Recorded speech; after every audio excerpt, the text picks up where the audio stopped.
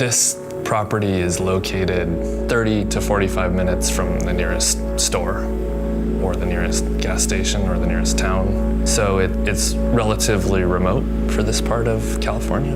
And there are no utilities servicing this property like you might have in a denser community. There's no power utilities, there's no sewer system, there's no municipal water supply. It's such a beautiful, pristine environment. That was really the most characteristic part of the project, is that there's nothing here. And we wanted to make sure that we didn't mess that up. We're at the point at which the California coastline turns from a north-south orientation to an east-west orientation, and that's created a set of very unique geographic conditions due to being at an unusually high altitude right near the ocean.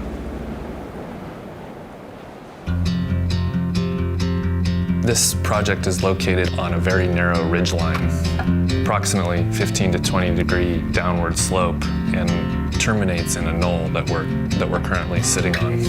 As you approach the house, the slope drops off at 30 to 40 degrees on both sides of the driveway, forcing us to arrange the structures from high to low, starting with the garage and continuing downhill to the living spaces. Having the garage above and away from the living area means you don't see any cars. The cars don't pollute your sense of peace and connection to nature. You are then met with two gardens, the roof structures of the buildings below. These roofs consist of planted trays, first grown in a nursery, with a mix of local grasses and succulents. Gradually over time, whatever seeds or pollens are blowing through the air and landing on this roof, the most well-adapted and tough species survive. It's very Darwinian, so it looks perfectly consistent with what is on the hillsides around us. As you descend the stairs, you feel a strong sense of compression before you arrive at the living space. Essentially, it's a three-sided glass pavilion supported by concrete and steel. We're on a historical cattle ranch that happens to also be a very beautiful and pristine environment. So we had a lot of building constraints. The main structure had to contain all the living areas, the dining area,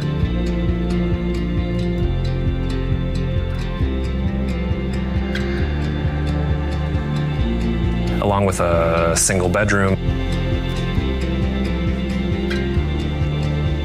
and a single bathroom.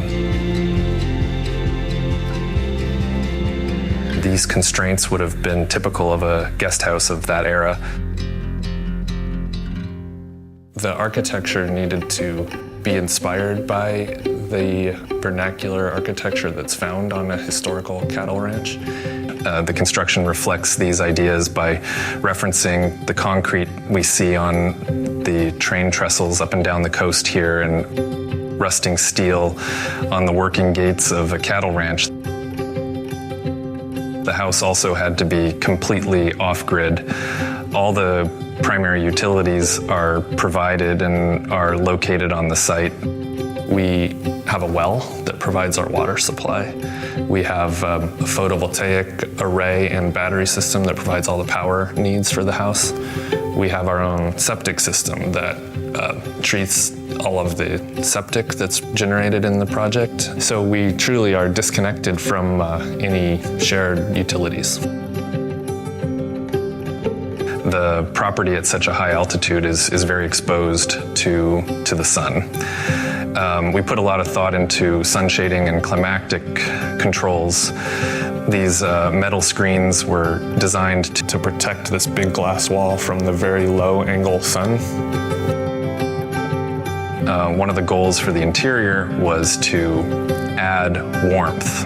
We chose walnut because walnut is a very sensual and luxurious wood material. And it also has a grain expression and a deep, rich tone that feels at home in this palette of materials. This project is all about being immersed in this environment. You're connection to it and your relation to the views. And it happens in the most extreme way at the terminus of the structure, where this outdoor space juts out over the canyon, and you get to feel like you're participating in a way that is beyond just observing it. You're immersed in it. It's very visceral.